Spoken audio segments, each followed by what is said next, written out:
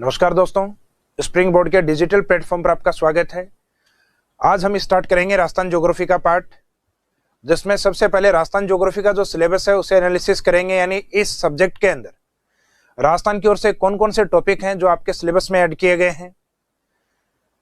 तो स्टार्टिंग से हम बात करें राजस्थान की, तो सबसे पहले बात होगी उसके ओरिजिन के ऊपर, उसकी उत्पत्ति के ऊपर। राजस्थान की उत्पत्ति किस तरीके से हुई है। तो राजस्थान की उत्पत्ति के बारे में जनरली जो क्वेश्चन अप्लाई किए जाते हैं वो इस वाले पार्ट से किए जाते हैं कि राजस्थान है वो पृथ्वी का ही कोई हिस्सा है, और पृथ्वी के हिस्से के रूप में ये किसी लैंड पार्ट पे स्थित है, और ये जो लैंड पार्ट होते हैं और काफी बड़े एरिया के रूप में होते हैं, तो उन्हें हम महाद्वीप कहते हैं। इन महाद्वीपों के लिए जो एक प्रचलित शब्द है जिसके लिए नाम दिया जाता है पेंजिया। जबकि इसके चारों का जो वाटर पार्ट है, जलीय भाग है, जो पृथ्वी का सबसे बड़े पार्ट के रूप में है, जिसको जनरली अपन ओशियन पार्ट या महासागरीय भाग नाम देते हैं। तो ये जो ओशियन पार्ट्स हैं, इनके लिए जो प्रचलित शब्द है ये रहता है आपका पेंथालासा। तो पेंथालासा मीन्स ओशियन पार्ट और पेंजिया मीन्स जो कॉन्टिनेंट पार्ट या महाद्वीपीय भाग। आगे चलकर जो पेंजिया भाग है इसका फिर से डिवाइडेशन हुआ और उन्हीं में से किसी पोर्शन पे राजस्थान था। यानी जब राजस्थान की उत्पत्ति की बात हम करेंगे तो पेंजिया, पेंथालासा, ये जो शब्द हैं इनसे इस टॉपिक की हम स्टार्टिंग करेंगे। इसके बाद जैसे ही राजस्थान की उत्पत्ति होती है तो उस उत्पत्ति के बाद में राजस्थान का अपना एक लोकेशन होता है, जिसे ज्योग्राफी के अंदर अक्षांश एवं देशांतर रेखाएं अर्थात लेटिट्यूड्स और लॉन्गिट्यूड लाइंस जो हैं उनके द्वारा दिखाते हैं। तो नेक्स्ट चैप्टर जो होगा वो राजस्थान की लोकेशन और उसकी एक्सटेंशन या विस्तार को लेकर होगा। अब लोकेशन या स्थिति के अंदर सामान्यतः अक्षांश देशांतरों को देखते हैं, उसी तरीके से विस्तार के अंदर क्षेत्रफल, आकृति और सीमाओं को हम कवर करेंगे। इसका मीनिंग इसके बाद में जो सेकेंड चैप्टर है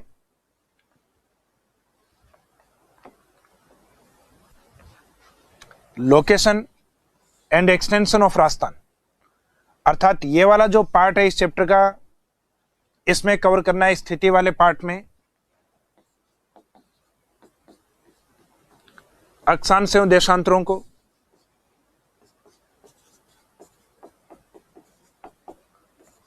जबकि जो दूसरा पार्ट है अर्थात इसके अंदर जो विस्तार वाला जो पार्ट है, तो किसी भी स्थान का जो विस्तार है उस विस्तार में सबसे पहले लिया जाता है उसका एरिया, मीन्स उसका क्षेत्रफल। और जिसके पास अपना एक निश्चित एरिया होता है, उसकी एक निश्चित आकृति होती है, उसका एक निश्चित शेप होता है, तो फिर लिया जाता है राजस्थान की आकृति को। और इसके कुछ इंपॉर्टेंट डिस्ट्रिक्ट हैं जिनकी एक अपनी निश्चित आकृति बनती है, उस वाले पोर्शन को भी हम यहाँ कवर करेंगे। और जिसके पास आकार या आकृति होती है उसके चारों ओर जो उसका अंतिम भाग होता है वो उसकी बाउंड्री या सीमाओं के रूप में होता है। राजस्थान के पास ये जो बाउंड्री है दो तरीके से होती है, एक पाकिस्तान के साथ लगती हुई और दूसरी अपने पड़ोसी राज्यों के साथ लगती हुई। पाकिस्तान वाली है उसे इंटरनेशनल बाउंड्री के रूप में, और जो पड़ोसी राज्यों के साथ है उसे इंटर स्टेट बाउंड्री के रूप में, अर्थात अंतर्राष्ट्रीय व अंतर्राज्यीय सीमा के रूप में इनका स्टडी किया जाता है। तो ये जो आपका सेकंड चैप्टर रहेगा इसमें इन दो पोर्शन को अपने को कवर करना है, एक तो लोकेशन वाला और दूसरा रहेगा आपका एक्सटेंशन या विस्तार वाला पार्ट, जिनके अंदर इन सब पॉइंट्स को लेके अपने को इस चैप्टर को कंप्लीट करना है।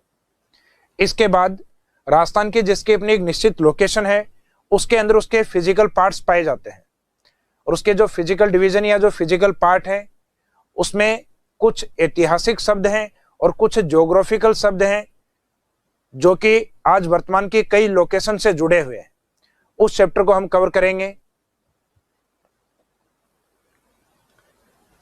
जैसे ऐतिहासिक और भौगोलिक स्थल है उनकी वर्तमान स्थिति। अब इसका मीनिंग यह है कि कुछ हिस्टोरिकल लोकेशन है और कुछ ज्योग्राफिकल लोकेशन है, और आज एट प्रेजेंट में वो कौन से डिस्ट्रिक्ट में है या कौन से जिलों में उनका विस्तार है। इसके एग्जाम्पल के तौर पे अगर हम देखें,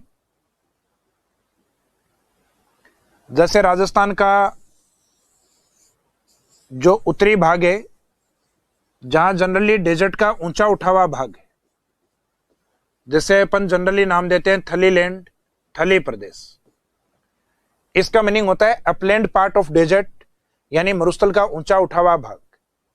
जबकि पश्चिमी राजस्थान में जो सैंड ड्यून्स वाले पार्ट हैं, बालूका स्तूप वाले जो पार्ट है, इनके बीच का जो नीचा भाग है, उस नीचे वाले भाग को नाम दिया जाता है तली। तली जनरली एक मारवाड़ी शब्द है। तली यानी तले वाला भाग या तल वाला हिस्सा। तल बोले तो हिंदी का शब्द, तो bottom part between two sand dunes, यानी बालूका स्तूपों के बीच का जो नीची जगह है वो तली के रूप में, और उनका जो अपलैंड पार्ट या उठा हुआ भाग है उसको थली के रूप में। उसी तरीके से राजस्थान के अंदर एक एरिया आता है अपने दक्षिणी राजस्थान में आदिवासियों का क्षेत्र,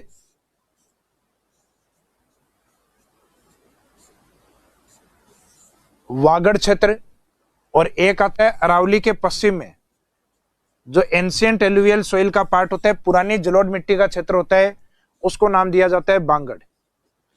तो यहां ये दो शब्द हैं, वागड़ और बांगड़। इनमें क्या फर्क है? एक राजस्थान का जो डेजर्ट का पार्ट है, उस डेजर्ट पार्ट को नाम दिया जाता है मरु शॉर्ट के अंदर, और जो माउंटेन्स होते हैं जैसे अरावली पर्वतमाला है, इन माउंटेन्स या पर्वतों के लिए एक शब्द यूज होता है मेरू। तो मेरू में क्या डिफरेंस है, मरु में क्या डिफरेंस है, बागड़ क्या है, वागड़ क्या है, थली क्या है, तली क्या है? तो राजस्थान में ऐसे बहुत सारे ज्योग्राफिकल शब्द हैं और ऐसे बहुत सारे हिस्टोरिकल वर्डिंग भी राजस्थान में है। तो इन वर्ड्स को अपन डिफाइन करेंगे आपके चैप्टर नंबर 3 में, जिसमें ऐतिहासिक और जो भौगोलिक शब्द हैं उनका आज वर्तमान में राजस्थान से कहां से संबंध है। इसका मीनिंग मरु वो राजस्थान के वेस्टर्न पार्ट में है, और मेरू जो कि आज वर्तमान में राजस्थान में अरावली के रूप में है। इसके बाद में नेक्स्ट जो टॉपिक है वो राजस्थान के अंदर राजस्थान के फिजिकल डिवीजन को लेकर है। फिजिकल डिवीजन जैसे हमारे शरीर के भी कुछ फिजिकल पार्ट्स होते हैं, जैसे हमारा सिर है, अपने हाथ हैं, अपने पांव हैं, उसी तरीके से राजस्थान के भी अपने फिजिकल डिवीजन है, उसके फिजिकल पार्ट्स हैं। तो राजस्थान में जनरली जो फिजिकल पार्ट्स अपने को पढ़ने में आते हैं या जिनका स्टडी किया जाता है, उसमें कौन कौन से पार्ट्स हैं, तो ये रहेगा आपका चैप्टर नंबर 4 के रूप में फिजिकल डिवीजन ऑफ राजस्थान। तो फिजिकल डिवीजन ऑफ राजस्थान के अंदर जब हम बात करेंगे फिजिकल डिवीजन की, तो इसमें सबसे पहले लेंगे रिलीफ फीचर्स के अकॉर्डिंग, यानी ऊंचाई के आधार पे। तो ऊंचाई के अकॉर्डिंग सबसे ऊंचे जो फिजिकल डिवीजन होते हैं उन्हें कहा जाता है माउंटेन या पर्वतीय भाग। माउंटेन से जो नीचे पार्ट्स होते हैं, जिनका ऊपर वाला जो पार्ट है ये एक सपाट होता है या प्लेन पार्ट होता है, लेकिन ये चट्टानी भाग के रूप में रहते हैं, जिन्हें जनरली नाम दिया जाता है पठारी भाग। इनका फॉर्मेशन या निर्माण मुख्यतः बेसाल्ट लावे के द्वारा होता है। इन पठारी भागों के बाद में आगे का जो नीचे वाला भाग है, जो कि फर्टाइल लैंड के रूप में होता है, उपजाऊ भाग के रूप में होता है, उन भागों को सामान्यतः नाम दिया जाता है प्लेन एरिया या मैदानी भाग। और उसके आगे का एरिड पोर्शन, जहां सामान्यतः वर्षा कम होती है, उस एरिड पार्ट को नाम दिया जाता है डेजर्ट या मरुस्थल। तो मरुस्थल वैसे हाइट के अकॉर्डिंग तो मैदान के इक्वल टू ही माने जाते हैं, मैदान जैसे ही माने जाते हैं, लेकिन यहाँ के क्लाइमेटिक कंडीशन अलग होती हैं, यहाँ रेनफॉल या वर्षा की मात्रा सामान्यतः कम होती है, इस कारण ये डेजर्ट के रूप में डिफाइन होते हैं। जबकि ये हाइट के अकॉर्डिंग या अपने रिलीफ फीचर के अकॉर्डिंग डिफाइन होते हैं कि सामान्यतः ऊंचाई के आधार पर सबसे नीचे भाग कौन से, मैदान जो लैंड पोर्शन पे होते हैं, उसके बाद में उनसे ऊंचे भौतिक प्रदेश को पठार, और सबसे ऊंचे भौतिक प्रदेश के रूप में होते हैं माउंटेन। इसका मीनिंग इनका एक तो बेस माना गया रिलीफ फीचर्स को, ऊंचाई को, और एक दूसरा जिसको अपन ने मरुस्थल या डेजर्ट कहा है वो डिफाइन होता है क्लाइमेट या जलवायु के अकॉर्डिंग, कि किसी भी भाग को आप डेजर्ट कह रहे हो, इसका मीनिंग है वहां वर्षा की मात्रा बहुत कम है। और वर्षा मुख्यतः किसका पार्ट होता है, क्लाइमेट या जलवायु का।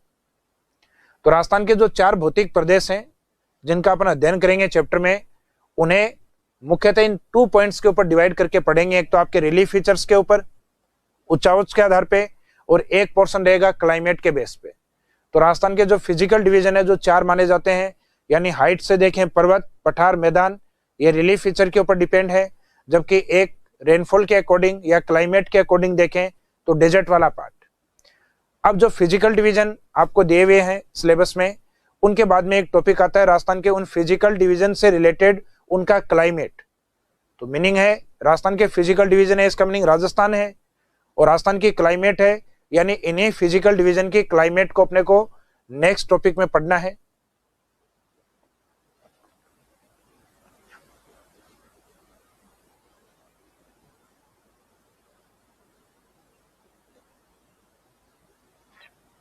तो नेक्स्ट टॉपिक रहेगा climate of Rajasthan state, Rajasthan की जलवायु के बारे में। राजस्थान की जलवायु के बारे में जब भी अपन स्टडी करेंगे तो इससे रिलेटेड कुछ इंपॉर्टेंट पॉइंट्स हैं। जैसे जलवायु के टॉपिक को अपने को कवर करना है तो सबसे पहले इसमें मीनिंग ऑफ क्लाइमेट या जलवायु का अर्थ क्या होता है, राजस्थान की जलवायु किस प्रकार की है, राजस्थान के जो क्लाइमेट क्लासिफिकेशन है या जलवायु वर्गीकरण जो दिए गए हैं उनके बारे में, जिसमें कुछ इंपॉर्टेंट क्लासिफिकेशन है, कोपेन का क्लाइमेट क्लासिफिकेशन, ट्रिवार्था क्लाइमेट क्लासिफिकेशन और थॉर्नथवेट क्लाइमेट क्लासिफिकेशन, उसके बारे में हम स्टडी करेंगे। उसके बाद में नेक्स्ट है आपका क्लाइमेट सीजन क्लासिफिकेशन, जलवायु ऋतुओं का वर्गीकरण, जिसमें क्लाइमेट से रिलेटेड जो सीजन या जो ऋतुएं दी गई हैं आपके, जैसे ग्रीष्म ऋतु, वर्षा ऋतु, शरद ऋतु और शीत ऋतु, इन ऋतुओं का अध्ययन करना है अपने को इस वाले पार्ट में, जो लास्ट पॉइंट है। और लास्ट में इस चैप्टर में कुछ अदर इंपॉर्टेंट पॉइंट्स होते हैं जो आपकी समवर्षा रेखा, आइसो हाइट्स और समवायुदाब रेखा अर्थात आइसो बार लाइन से जुड़े हुए हैं, और इन पॉइंट्स को कवर करते हुए इस चैप्टर को अपन कवर करेंगे। अर्थात हर एक चैप्टर है उसके कुछ मेन पॉइंट होते हैं, उन मेन पॉइंट्स को लेके अपन चलेंगे, क्योंकि एग्जामिनर इन्हीं पॉइंट्स को टारगेट करके एग्जाम में क्वेश्चन अप्लाई करता है। इसके बाद में क्लाइमेट के आगे जो टॉपिक आपके सिलेबस में दिया है, ड्रेनेज सिस्टम ऑफ राजस्थान या reverse of Rajasthan state, Rajasthan की नदियां।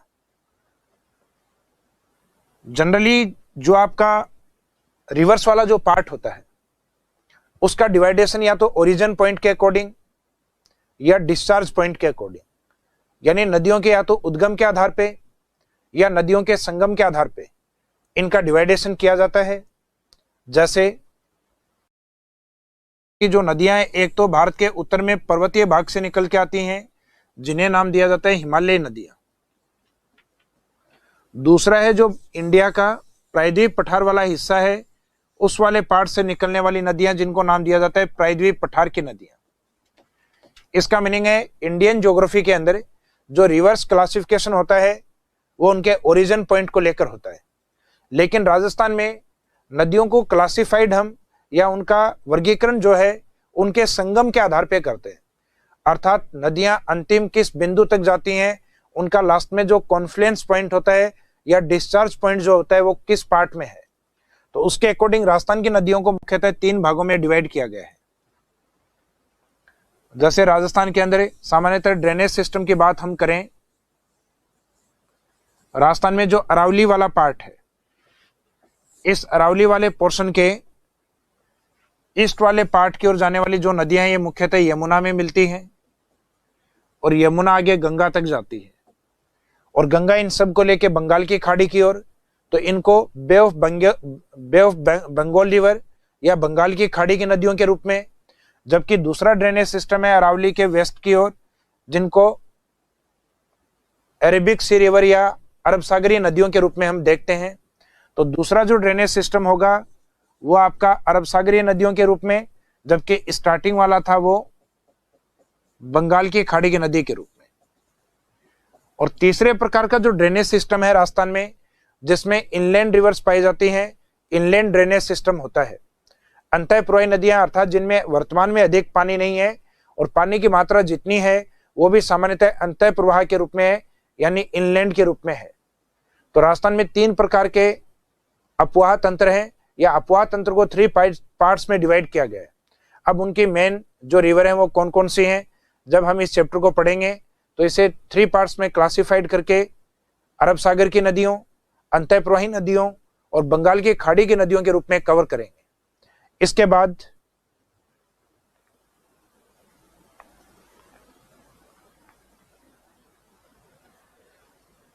अपवाह तंत्र के ऊपर डिपेंड करता है लेक्स ऑफ राजस्थान, यानी राजस्थान की झीलें। तो राजस्थान की झील वाला जो पार्ट है, ये कहीं ना कहीं जो स्वीट वाटर लेक है, मीठे पानी की जो झीलें हैं, वो सामान्यतः बहते हुए पानी पे या नदी जल पे डिपेंड करती हैं। और दूसरी ओर ब्राइन वाटर लेक या जो खारे पानी की झीलें हैं, उनका अध्ययन किया जाता है। तो इस वाले चैप्टर के अंदर अपन राजस्थान की जो झील हैं उन्हें पानी की प्रकृति के अकॉर्डिंग, यानी वाटर नेचर के अकॉर्डिंग 2 पार्ट्स में डिवाइड करते हैं, जिसमें एक अपने को पढ़ना है ब्राइन वाटर लेक के रूप में, खारे पानी की झीलों के रूप में, और दूसरा स्वीट वाटर लेक या मीठे पानी की झीलों के रूप में। और इसमें राजस्थान के इंपॉर्टेंट लेक्स कौन सी हैं और मीठे पानी में कौन सी हैं, उन झीलों के पीछे बनने का कारण क्या है, अर्थात जो खारे पानी की झील है उसके खारे होने का कारण क्या है, ब्राइन वाटर लेक के सैलिनिटी का रीजन किस चीज को माना जाता है, और जो स्वीट वाटर है लेक है उसमें उनके मीठेपन का रीजन किस चीज को माना गया है, या वो मीठे पानी की झीलों के रूप में क्यों डिफाइन हुई है, उनके कारण भी हम इस चैप्टर में देखेंगे।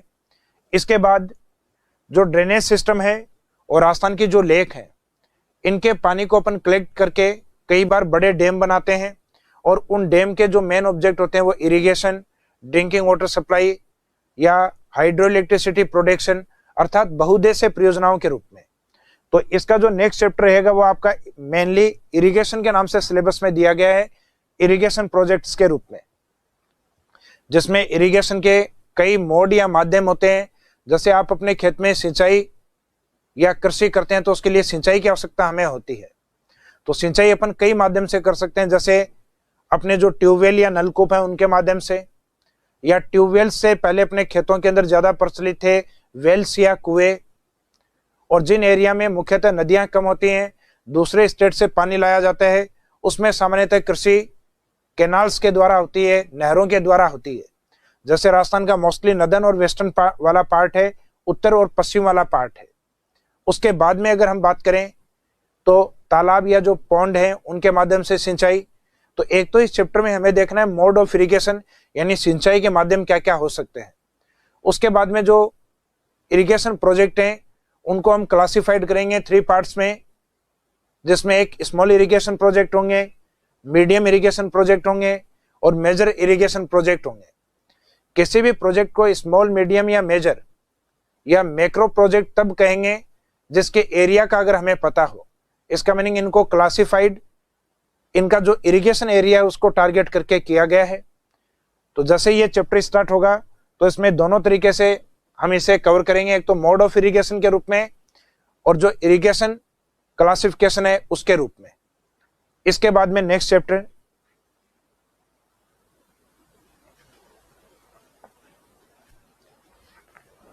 जो इंपॉर्टेंट रिसोर्स होते हैं मिनरल्स या खनिज, उस खनिज के रूप में नेक्स्ट चैप्टर को स्टार्ट करेंगे। और मिनरल्स वाला जो टॉपिक है ये आपके सिलेबस में दिया गया है मेटालिक अर्थात धात्विक खनिजों के रूप में और नॉन मेटालिक अर्थात अधात्विक खनिजों के रूप में। मेटालिक और नॉन मेटालिक इन दोनों पोर्शन को अपन कवर करते हुए और इंपॉर्टेंट जो मिनरल्स हैं उनके यूज को भी कवर करेंगे।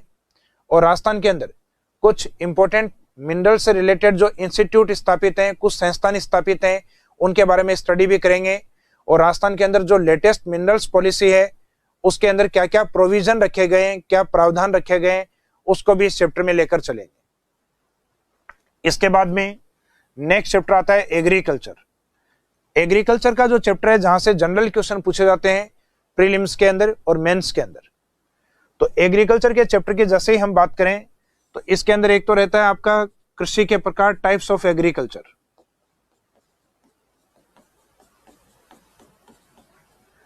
जिसमें एक तो आपका जनरल एग्रीकल्चर होता है और दूसरा साइंटिफिक एग्रीकल्चर। सामान्य कृषि होती है, उसके अंदर उत्पाद या जो प्रोडक्शन है वो फिक्स नहीं होता। लेकिन अगर साइंटिफिक एग्रीकल्चर है तो उसमें आपका प्रोडक्शन फिक्स होगा। जैसे मैं कहूं सेरिकल्चर, तो इसका मीनिंग उत्पादन है आपका रेशम का उत्पादन, रेशम के कीट पालना। यदि मैं कहूं विटीकल्चर तो तय है कि इसके अंदर मुख्यतः अंगूर का उत्पादन करना। यदि कहा जाए एपीकल्चर तो मधुमक्खी पाल के और फिर शहद का उत्पादन करना, अर्थात जिसमें कोई भी एक ऑब्जेक्ट आपका फिक्स हो, कोई भी एक उद्देश्य आपका फिक्स हो, तो इसका मीनिंग वो साइंटिफिक एग्रीकल्चर है। और जिसमें सामान्यतः उद्देश्य या टारगेट अपने नहीं होते, और जो अपने ग्रामीण क्षेत्रों में सामान्य खेती करते हैं, जो किसी पुरानी तकनीक पे की जाती हो, तो उनके अकॉर्डिंग उनको नाम दिया जाता है। जैसे पश्चिमी राजस्थान में पाली वालों के द्वारा जो एग्रीकल्चर की जाती है जैसलमेर के उत्तरी भागों की ओर, उनको नाम देते हैं अपन एक खड़ीन एग्रीकल्चर। तो ये सामान्य कृषि है। खड़ीन एग्रीकल्चर का मीनिंग पश्चिमी राजस्थान में पाली वालों की कृषि को खड़ीन कहा जाता है। इसका मीनिंग इसका जो प्रोडक्शन या जो उत्पाद है वो फिक्स नहीं है, इसमें फसल कोई भी की जा सकती है। लेकिन पीसी कल्चर, विटीकल्चर, सेरीकल्चर, इनमें आपका जो एग्रीकल्चर जो प्रोडक्ट है वो फिक्स होता है। इसके बाद में कृषि प्रकार के बाद में इसी चैप्टर का एक पार्ट और आता है, एग्रीकल्चर क्लासिफिकेशन, कृषि का वर्गीकरण, जो कि सामान्यतः दो आधार पे किया जाता है। एक तो मौसम के अकॉर्डिंग और एक दूसरा एग्रीकल्चर के उसके यूटिलिटी या उसके उपयोग के आधार पे। तो कृषि जो उत्पाद है उनकी यूटिलिटी किस सेक्टर में है, उन्हें खाने के रूप में काम में ले रहे हैं अर्थात अनाज या खाद्यान्न के रूप में, उन फसलों को अपन दाल के रूप में काम में ले रहे हैं अर्थात दलहन के रूप में, उन फसलों से अपन तेल निकाल रहे हैं अर्थात तिलहन फसलें,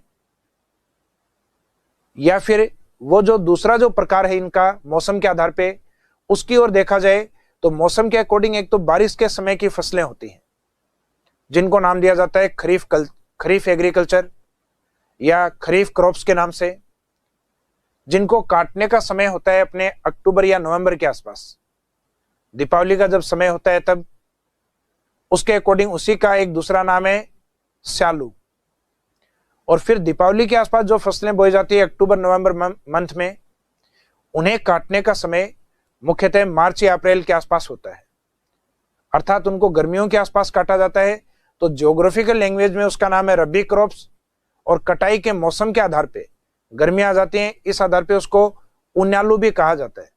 गर्मियों के लिए एक प्रचलित शब्द होता है उन्याला, जब सर्दियों के लिए होता है स्याला। तो जो खरीफ वाली यानी जो गर्मियों में बोई जाएंगी वो सर्दियों के पास में काटी जाएंगी, तो उनकी कटाई के मौसम के आधार पे भी इनको नाम दिए जाते हैं। तो कृषि का वर्गीकरण है, इसको अपन दो आधार पे कंप्लीट करेंगे, एक तो मौसम के आधार पे और एक दूसरा है इनके उपयोग के आधार पे, यानी कृषि उत्पाद या फसल है उसका उपयोग या यूटिलाइजेशन किस सेक्टर में है। उसके बाद में रहेगा अपना नेक्स्ट चैप्टर वेजिटेशन या वनस्पति को लेकर। तो वनस्पति इंपॉर्टेंट टॉपिक है राजस्थान के अकॉर्डिंग, इसमें से कुछ क्वेश्चन अप्लाई किए जाते हैं एग्जाम में। और वेजिटेशन वाला जो पार्ट है इसमें कई पॉइंट्स को अपन कवर करेंगे। एक तो वेजिटेशन या जो वनस्पति है, इसको लेकर कई बार हमारे यहाँ पॉलिसीज बनाई गई हैं कि अपने लैंड पोर्शन है, जितना भी स्थलीय भाग है उसके इतने भाग पे अपने फॉरेस्ट्री एरिया होना चाहिए। हर 2 साल बाद में इसकी जो रिपोर्ट है ये जारी की जाती है। तो अपनी जो वेजिटेशन या जो वन है उनसे रिलेवेंट जो रिपोर्ट है उसके बारे में भी हम देखेंगे। जो लेटेस्ट रिपोर्ट 2019 वाली है उसके बारे में। उसके बाद में जो फॉरेस्ट क्लासिफिकेशन है या वनों का जो वर्गीकरण है, जिनमें से कुछ इंपॉर्टेंट जो फॉरेस्ट है उनका इंपॉर्टेंस है। उसके बाद में वनों से संबंधित या फॉरेस्ट्री रिलेटेड कुछ इंपॉर्टेंट प्रोग्राम है, कुछ इंपॉर्टेंट डे या जो पुरस्कार हैं, इन सभी पॉइंट्स को इस चैप्टर में अपन कवर करेंगे। उसके बाद में रहेगा आपका वनस्पति के अंदर यानी वनों के अंदर वन्य जीवों को संरक्षण प्राप्त होता है, और यह 2 तरीके से होता है। अगर वन्य जीवों को संरक्षण का तरीका अपन ने उनकी नेचुरल साइट पे ही खोजा है, अर्थात वन्य जीवों को उस एरिया में रखा जाए जहां वन्य जीवों को खुलापन रहे, उन्हें बांधा नहीं जाए किसी भी तरीके से, और उन्हें एक प्राकृतिक आवास जैसा महसूस हो, यानी जो आपका वन्य जीव वाला जो पार्ट है वो उसी क्षेत्र में रहे जो सामान्यतः उसका मूल क्षेत्र है। इस प्रकार के संरक्षण को नाम दिया जाता है इन सिटू, अर्थात स्वाई स्थानीय संरक्षण। नाम से पता लग जाएगा, यानी जीवों को संरक्षण उसके जो नेचुरल साइट होती है वहीं पे दिया जाए। और कई बार जीवों को उनकी नेचुरल साइट से निकाल के और आउटर साइड में उनको कंजर्व किया जाता है, उन्हें संरक्षित किया जाता है, जिसको नाम दिया जाता है बहिस्थानीय संरक्षण।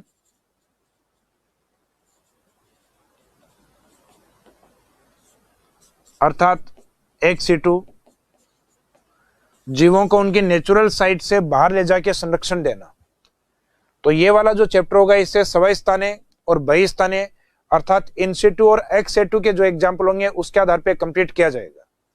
सामान्य तौर पे स्वस्थानीय ये सेंचुरीज के रूप में, नेशनल पार्क के रूप में, जो बायोस्फीयर पार्क है उनके रूप में, रामसर साइट के रूप में, उनके रूप में इनको जाना जाता है। जबकि दूसरी ओर एक्स सिटू यानी वन्य जीवों को उनकी नेचुरल साइट से निकाल के कहीं दूसरे स्थान पे संरक्षण देना, जैसे जो जू या जंतुआलय हैं उनके अंदर, या कुछ जलीय जीव होते हैं जिनको अपन सागर, महासागर या झील वाले पोर्शन से निकाल के उनको एक्वेरियम में लेकर आते हैं। तो एक्वेरियम में लेकर आना, इसका मीनिंग उसको एक कांच के बाउल या शीशे में अपन ने बंद कर दिया, इसका मीनिंग ये है एक्स सिटू। उसकी नेचुरल साइट से अगर उसको बाहर लेके चले गए यहाँ पे तो ये बहिस्थानीय संरक्षण, और उसी की नेचुरल साइट पे यदि उसको संरक्षित किया गया है तो इसका मीनिंग है इन सिटू। इसके बाद में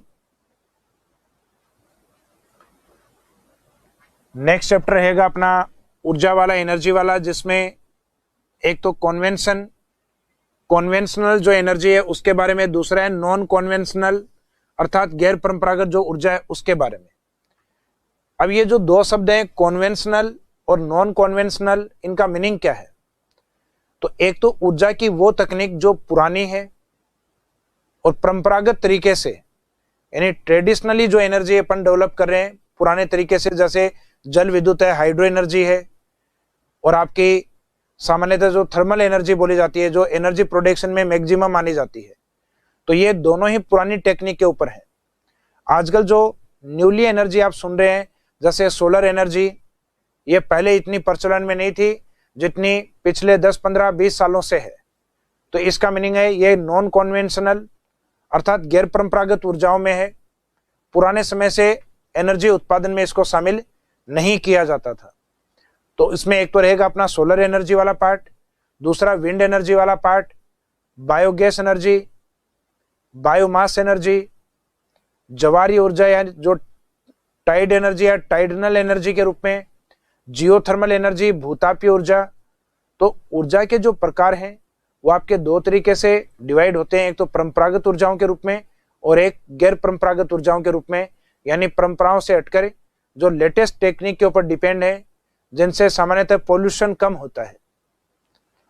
इसके बाद में नेक्स्ट चैप्टर रहेगा आपका पॉपुलेशन या जनसंख्या को लेकर, यानी जिसमें मानव जनसंख्या को, सर्वाधिक वितरण को, उसके घनत्व को, उसके लिंगानुपात को और उसके धार्मिक संगठन को, यानी जो किस रिलीजन के लोग राजस्थान में सर्वाधिक हैं, कौन से जिलों में वो सर्वाधिक हैं, और फिर जनसंख्या से जुड़ी हुई कुछ इंपॉर्टेंट जो योजनाएं हैं या जो नीति हैं उनको हम इस चैप्टर में कवर करेंगे।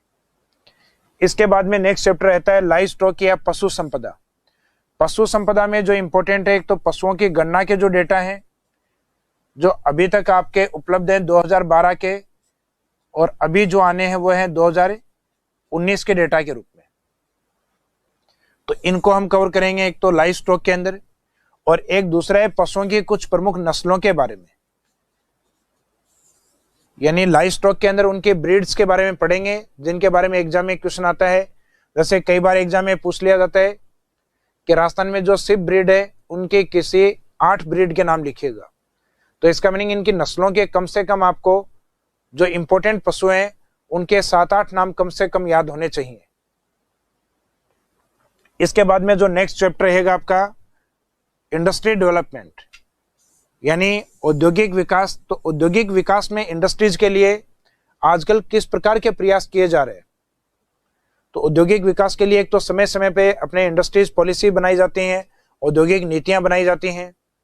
हर डिस्ट्रिक्ट के अंदर डिस्ट्रिक्ट इंडस्ट्री सेंटर स्थापित किए गए हैं, यानी जिनको DICS के नाम से जनरली अपन जानते हैं, डिस्ट्रिक्ट इंडस्ट्रियल सेंटर्स के रूप में, जिनके राजस्थान में वर्तमान में संख्या 36 है।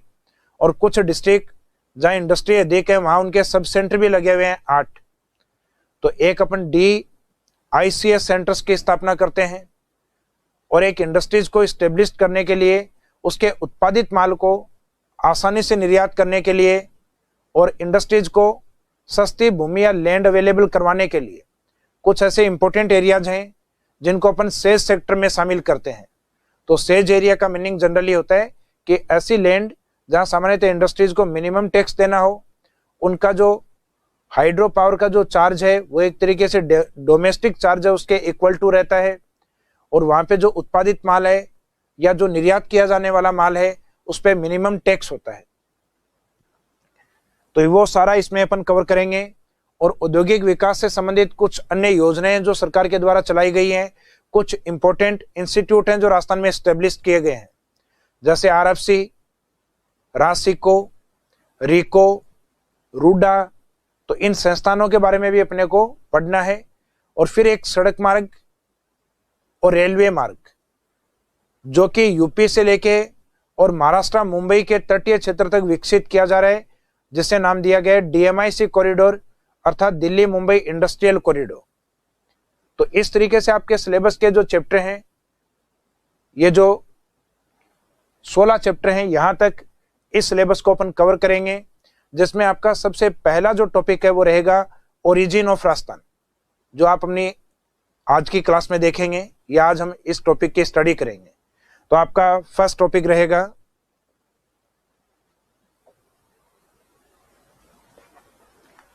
ओरिजिन ऑफ राजस्थान या राजस्थान की उत्पत्ति को लेकर। जो अभी अपना सिलेबस डिस्कस हुआ था उसके अंदर अब राजस्थान की उत्पत्ति की जैसे ही बात होती है तो इसके अंदर वर्ल्ड का एक निश्चित पार्ट है जो कि लैंड पोर्शन के रूप में कॉन्टिनेंट या महाद्वीप के भाग में है, और ये पार्ट है अप्रोक्सीमेट 29% पार्ट, जो लैंड पोर्शन या स्थलीय भाग के रूप में, और काफी बड़े स्थलीय भाग हैं जिन्हें नाम दिया जाता है महाद्वीपीय भाग। इन महाद्वीपीय भागों के लिए अल्फ्रेड वेगनर के द्वारा जो शब्द काम में लिया गया उसको नाम दिया गया पेंजिया। अब जनरली यही पूछते हैं कि पेंजिया क्या है, यानी जो कॉन्टिनेंट जो पार्ट है वो क्या है। तो अल्फ्रेड वेगनर ने कहा कि ये एक ऐसा लैंड पोर्शन है जिसके चारों ओर या जो सराउंडिंग पार्ट है वो जलीय क्षेत्र है। तो वह स्थलीय भाग जो चारों ओर जलीय भाग से घिरा हुआ है वो पेंजिया के रूप में या महाद्वीप के रूप में है। उसके बाद में जो दूसरा पार्ट है जो वाटर पोर्शन के रूप में है वो महासागर, जिसको नाम दिया गया है पैंथालासा। पैंथालासा वाला जो पार्ट है इसका अपने राजस्थान से वैसे कोई संबंध नहीं है। इसका मीनिंग राजस्थान से जो रिलेवेंट पार्ट है वो निकल कर आएंगे अपने पेंजिया वाले पार्ट से। और पृथ्वी के आंतरिक भाग में जो मैग्मा होता है उस मैग्मा से जो कन्वेक्शन करंट या जो सवैन तरंगे ऊपर की ओर आती है वो पृथ्वी के ऊपर वाले जो लैंड पोर्शन या स्थलीय भाग है उसको हिलाती हैं, और हिलने के कारण जो पेंजिया पार्ट है 2 पार्ट्स में डिवाइड हुआ, यानी महाद्वीपों का विभाजन हुआ।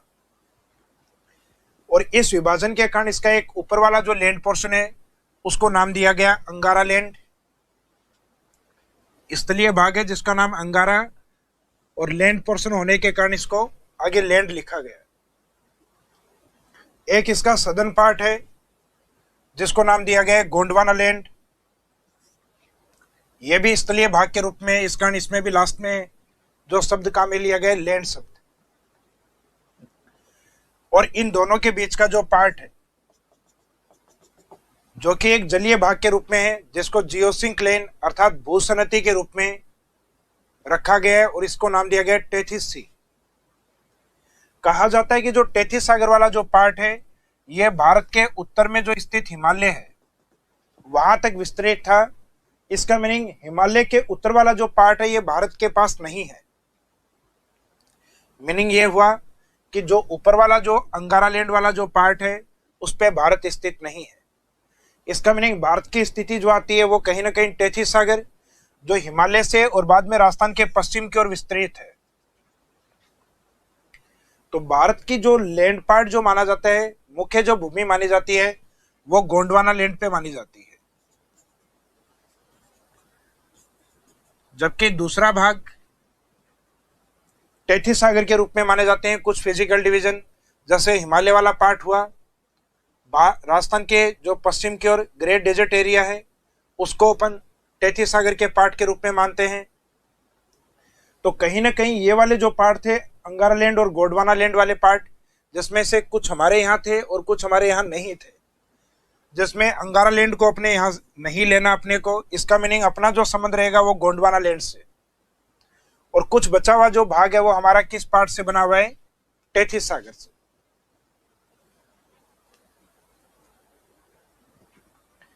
अब इसमें स्टार्टिंग की थी अपन ने डायग्राम में पेंजिया से। तो एक तो आपको यह पता होना चाहिए कि जो पेंजिया वाला जो भाग है वो कौन सा है।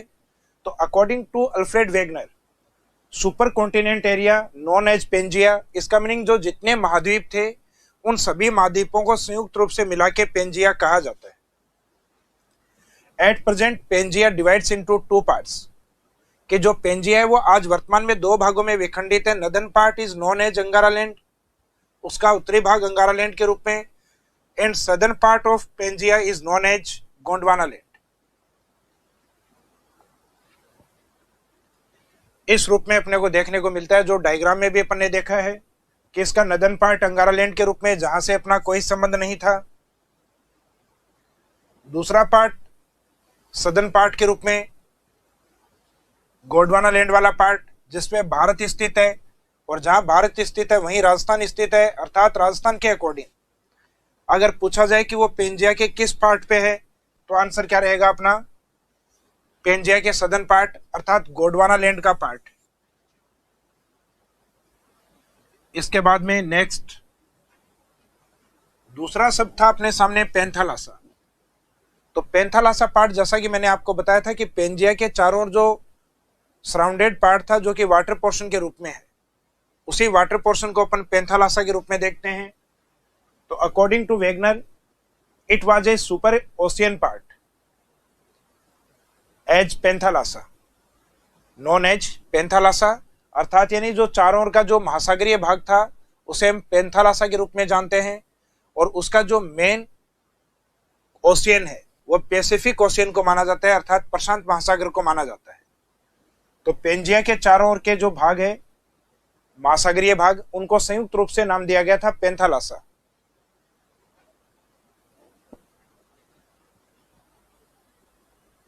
इसके बाद में नेक्स्ट पार्ट इसी में आता है एक आपका तैतीस सी वाला पार्ट, जो कि मैंने आपको बताया था इट वाज ए जियोसिंक लैंड, अर्थात यानी जो पृथ्वी के ऊपर अंगारा लैंड और गोंडवाना लैंड वाले जो दो पार्ट थे पेंजिया के, उनके बीच का जो भाग था उसको नाम दिया गया था तैतीस सी, तैतीस सागर वाला पार्ट, जो कि एक तरीके से जियोसिंक लैंड पार्ट था, एक भूसनती के रूप में था, और इसका भी कहीं ना कहीं राजस्थान के ओरिजिन या इसकी उत्पत्ति में योगदान रहा है। तो राजस्थान की जो ओरिजिन या उत्पत्ति है उससे रिलेवेंट दो शब्द अपने सामने आते हैं, एक तो जो गोंडवाना लैंड है और दूसरा है तैतीस सी वाला पार्ट। अब अगर एग्जाम में पूछा जाए कि राजस्थान का जो निर्माण है या फॉर्मेशन ऑफ राजस्थान है वो कौन से भागों से हुआ है, तो उसमें आपको दो शब्दों को रखना है, एक तो जी को और एक टी को, यानी गोंडवाना लैंड को और तैतीस सागर को। और जनरली हम जब इंग्लिश में अल्फाबेट बोलते हैं, ABCD बोलते हैं, तो जी पहले आता है और टी बाद में आता है। तो जो जी वाले पार्ट हैं उनको इस तरीके से याद रखना है कि एंशिएंट पार्ट है, ये पुराने भाग है, जैसे कि जी पहले आता है उसी तरीके से। और टी वाले जो फिजिकल डिवीजन है, यानी तैतीस सागर के ऊपर जो भौतिक प्रदेश है राजस्थान के, वो बाद में बने हैं, जैसे अल्फाबेट में जी के बाद में टी आता है। तो गोंडवाना लैंड वाले जो पार्ट हैं सामान्यतः चट्टानी भाग है, यानी ये कठोर भाग है, जिसमें सबसे प्राचीन माना जाता है अरावली वाले पार्ट को, ये एंशिएंट पार्ट है। उसके बाद में दूसरा चट्टानी भाग राजस्थान के अंदर माना जाता है हाड़ौती पठार को। तो जो हाड़ौती प्लेट्यू है या हाड़ौती पठार जो है, यह राजस्थान में गोंडवाना लैंड का ही पार्ट है अरावली के बाद। उसके बाद में जो न्यूली पार्ट है या जो नवीनतम भौतिक प्रदेश हैं, जिनमें लिया जाता है तैतीस सागर के पार्ट के रूप में, और वो दोनों ही पार्ट आपके सोइल वाले पार्ट है, यानी मिट्टी वाले भाग हैं जहां मिट्टी उपस्थित होती है, जिसमें पहला आपका डेजर्ट, और जो न्यूली पार्ट है या राजस्थान का जो लेटेस्ट फिजिकल डिवीजन के रूप में लिया जाता है राजस्थान का सदर्न ईस्टर्न प्लेन या ईस्टर्न प्लेन, राजस्थान का पूर्वी मैदान या दक्षिणी पूर्वी मैदान, तो ये वाला भाग है जो मैदानी भाग है या जो सोइल वाले पार्ट हैं ये बाद में बने हैं, और जो आपके चट्टानी भाग हैं वो पहले बने हैं। और चट्टानी भाग में भी लगभग सभी को ध्यान रहता है कि राजस्थान के पास वर्ल्ड का एंशिएंट माउंटेन है, अर्थात अरावली सबसे पहले बना है। और मैदानी भागों से नदियां आज भी बहती हैं, तो ये राजस्थान का सबसे लेटेस्ट पोर्शन है, ईस्टर्न प्लेन। तो इन दो को आप याद रखिएगा, अरावली एंशिएंट और ईस्टर्न प्लेन है, ये राजस्थान के न्यूली फिजिकल डिवीजन में माना जाता है। अब अरावली के साथ तो आपको दूसरा रखना है जो चट्टानी भाग है वो, और पूर्वी मैदान के साथ आपको दूसरा वो रखना है जो सोइल के रूप में है। तो चारों का सीरियल आपको याद हो जाएगा, अरावली के साथ चट्टानी भाग हाड़ौती, और मैदानी भाग के साथ सोइल वाला पार्ट डेजर्ट। तो अगर इनका ancient to modern physical division की ओर इनका क्रम पूछा जाए तो आंसर रहेगा ऊपर से नीचे की ओर, और मॉडर्न फिजिकल डिवीजन यानी नवीनतम भौतिक प्रदेश है, और एंशिएंट फिजिकल डिवीजन की ओर पूछा जाए तो उल्टा आंसर रहेगा। और इसमें जनरली ये डायरेक्ट क्वेश्चन आता है कि राजस्थान का सबसे प्राचीन भौतिक प्रदेश कौन सा है, एंशिएंट फिजिकल डिवीजन राजस्थान में किसको माना जाता है, तो आंसर रहेगा इसमें माउंटेन या अरावली माउंटेन। इसके बाद में जनरली हम देखते हैं कि राजस्थान का जो हाड़ौती पठार और अरावली वाला जो पार्ट है,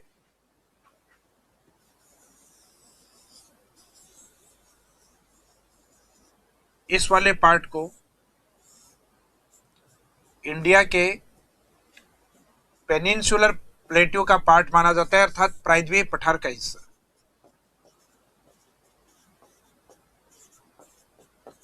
तो राजस्थान के जो दोनों चट्टानी भाग हैं अरावली और हाड़ौती, वो इंडिया में एक चट्टानी भाग यानी कठोर भाग के हिस्से माने गए हैं। तो अपने लिए तो ये दो फिजिकल डिवीजन है, लेकिन इंडियन ज्योग्राफी के अंदर इन दोनों को पढ़ा जाएगा पेनिनसुलर प्लेट्यू अर्थात प्रायद्वीपीय पठार के अंदर। बाकी जो दो बचे हुए हिस्से हैं, जिसमें एक तो राजस्थान की अरावली के पश्चिम में डेजर्ट वाला पार्ट, और एक जो फर्टाइल लैंड के रूप में मैदान के रूप में। तो डेजर्ट यानी जो मरुस्थल वाला पार्ट है, और जो फर्टाइल लैंड यानी जो मैदानी भाग है, इन दोनों पोर्शन को इंडियन ज्योग्राफी में पढ़ा जाता है उत्तर विशाल मैदान में। इसका मीनिंग ये हुआ कि राजस्थान के लिए जो चार फिजिकल डिवीजन थे, अरावली, हाड़ौती, मरुस्थल और पूर्वी मैदान, वो इंडियन ज्योग्राफी में दो फिजिकल डिवीजन में ही कवर हो जाते हैं। अर्थात अपने जो सोइल वाले पार्ट हैं मरुस्थल और मैदान, वो इंडिया में एक सोइल वाले पार्ट, फिजिकल पार्ट के ही पार्ट होंगे, जबकि अपने जो चट्टानी भाग थे वो इंडिया में किसी चट्टानी भाग या जो हार्ड पोर्शन है, कठोर भाग है, उसी के पार्ट होंगे। अर्थात ये प्रायद्वीपीय पठार के पार्ट में काउंट होंगे और सोइल वाले उत्तर विशाल मैदान के पार्ट में काउंट होंगे। अब इसमें अगर एग्जाम में क्वेश्चन आपके अप्लाई किए जाते हैं तो वो किस तरीके के क्वेश्चन अप्लाई होते हैं। जैसे एक क्वेश्चन है, राजस्थान की उत्पत्ति किस स्थलीय भाग से हुई है, Rajasthan has origin from which terrestrial part, अर्थात किस स्थलीय भाग से राजस्थान बना है। तो जैसे ही बात आती है स्थलीय भाग की, तो अपने को केवल वो डायग्राम याद रखना है जिसमें दो लैंड पोर्शन थे, जिसमें एक तो ऊपर अंगारा लैंड और एक दूसरा था गोंडवाना लैंड, जिसमें अपना संबंध मुख्यतः किससे था, गोंडवाना लैंड से। तो अगर लैंड के बारे में दिया जाता है तो आंसर आपका रहेगा गोंडवाना लैंड, बी आंसर। जबकि इसी क्वेश्चन के अंदर लैंग्वेज को चेंज करके राजस्थान की उत्पत्ति किस जलीय भाग से हुई है, Rajasthan is origin from which aquatic part. तो एक्वाटिक पार्ट के रूप में मैंने आपको बताया था राजस्थान एक तो जी और दूसरा टी अर्थात टेथिस सी। तो अब इसमें एक्वाटिक पार्ट के रूप में आंसर लेंगे अपन ये वाला सी वाला टेथिस सी। और अगर एग्जाम में कंडीशन आपको जो टेरिस्टोरियल पार्ट या आपका जो दूसरा एक्वाटिक पार्ट यानी स्थलीय भाग और जलीय भाग के रूप में आपको कंडीशन नहीं दी जाए, राजस्थान का डायरेक्ट पूछा जाए कि राजस्थान का ओरिजिन किस भाग से हुआ है, तो उसमें आपको दोनों ही मानने हैं, स्थलीय भाग और जलीय भाग अर्थात गोंडवाना लैंड और टेथिस सागर। जैसा कि नेक्स्ट क्वेश्चन इसी कंडीशन पे है कि राजस्थान की उत्पत्ति किस भाग से हुई है, तो यहाँ आपको क्वेश्चन में बाउंड नहीं किया गया कि स्थलीय भाग में बताइए या जलीय भाग में बताइए। तो इसका मीनिंग है इसमें दोनों को ही बताना है राजस्थान की उत्पत्ति। तो ओरिजिन ऑफ राजस्थान अपन ने देखी थी जीटी से हुई है, अर्थात गोंडवाना लैंड और टेथिस सागर से। तो इसमें आंसर रहेगा आपका Gondwana land and Tethys sea, अर्थात बी एंड सी दोनों। तो इन बोथ को आंसर में लेंगे, गोंडवाना लैंड और टेथिस सी वाले पार्ट को।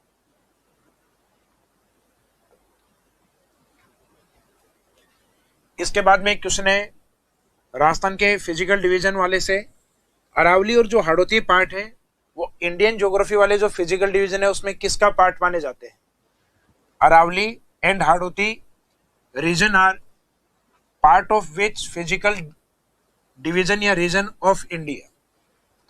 तो ये आपको ध्यान है कि इंडिया का जो नीचे वाला 3 और पानी से घिरा हुआ चट्टानी भाग है जिसको नाम क्या दिया जाता है? प्रायद्वीप पठार, यानी पेनिनसुलर प्लेट्यू के रूप में। तो इसमें आंसर रहेगा आपका ए। अगर यहां अरावली और हाड़ौती नहीं होके डेजर्ट और ईस्टर्न प्लेन पूर्वी मैदान होता तो इसका आंसर किसको लिया जाता? तो इसके आंसर के रूप में आता उत्तर विशाल मैदान।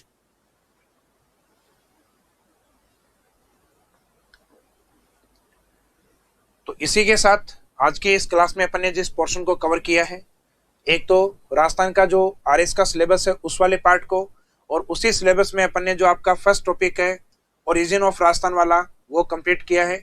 आगे के जो चैप्टर हैं वो अपन कवर करेंगे अपनी जो नेक्स्ट क्लासेज होंगी उसमें। Thank you.